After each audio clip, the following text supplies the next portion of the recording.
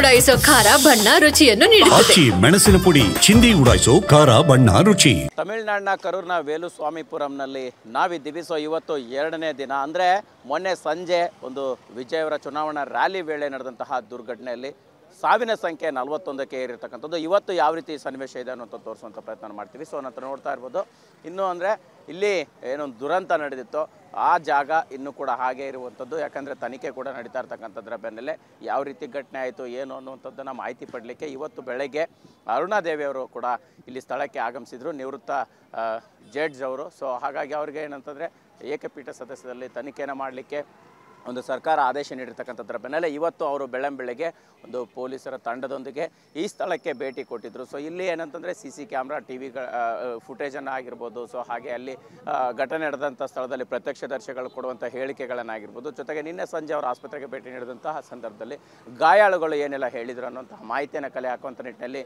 ಎಲ್ಲ ತನಿಖೆ ಆರಂಭ ಆಗಿರ್ತಕ್ಕಂಥದ್ದು ಒಂದು ಕಡೆ. ಆದರೆ ಇನ್ನೊಂದು ಕಡೆ ಅಂದರೆ TVK ಈ ಒಂದು ತನಿಖೆಗೆ ವಿರೋಧವನ್ನು ವ್ಯಕ್ತಪಡಿಸ್ತಾ ಇರ್ತಕ್ಕಂಥದ್ದು. ಅಂದರೆ ಸ್ವತಂತ್ರ ತನಿಖಾ ತಂಡ ಇರಬೇಕು ಮತ್ತು CBIಗೆ ಒಂದು ವಹಿಸಬೇಕು ಅನ್ನೋಂಥ ನಿಟ್ಟಿನಲ್ಲಿ ಸಂಪೂರ್ಣವಾಗಿ ಸಿದ್ಧತೆಗಳು ಇಲ್ಲಿ ಆಗ್ತಾ ಇರ್ತಕ್ಕಂಥದ್ದು, ಮಾಹಿತಿಗಳು ಹರಿದಾಡ್ತಾ ಇರ್ತಕ್ಕಂಥದ್ದು ಒಂದು ಕಡೆ. ಆದರೆ ಇತ್ತ ಪೊಲೀಸರು ಕೂಡ ಈ ಒಂದು ಘಟನಾ ಸ್ಥಳದಲ್ಲಿ ಅಂದರೆ ಯಾವುದೇ ರೀತಿಯ ಅಹಿತಕರ ಘಟನೆಗಳು ನಡೀಬಾರ್ದು ಅನ್ನೋಂಥ ನಿಟ್ಟಿನಲ್ಲಿ ಸಂಪೂರ್ಣವಾಗಿ ಒಂದು ಬಿಗಿ ಭದ್ರತೆಗೂ ಕೂಡ ಮುಂದಾಗಿರ್ತಕ್ಕಂಥದ್ದನ್ನು ನೋಡ್ತಾ ಇರ್ಬೋದು. ಸೊ ಅಂದರೆ ಸದ್ಯಕ್ಕೆ ಇದು 2ನೇ ದಿನ.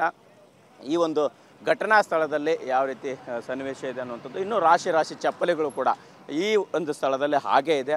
ಅದನ್ನು ತೆರವುಗೊಳಿಸುವಂತಹ ಕೆಲಸದಲ್ಲಿ ಇನ್ನೂ ಕೂಡ ಪೌರ ಕಾರ್ಮಿಕರು ನಿರತರಾಗಿಲ್ಲ. ಇಲ್ಲಿ ಸಂಪೂರ್ಣವಾಗಿ ಏನಂತಂದರೆ ಮೊನ್ನೆ ಯಾವ ರೀತಿ ಸ್ಥಿತಿ ಇತ್ತು ಇವತ್ತು ಕೂಡ ಅದೇ ರೀತಿಯ ಸ್ಥಿತಿ ಸ್ಥಳದಲ್ಲಿ ಕಂಡು ಬರ್ತಾ ಇರ್ತಕ್ಕಂಥದ್ದು. ಕ್ಯಾಮ್ರಾ ಪರ್ಸನ್ ನರೇಶ್ ಜೊತೆ ಮಾಲ್ತೇಶ್ ಜಗ್ಗಿನ್, TV9 ಕರೂರ್.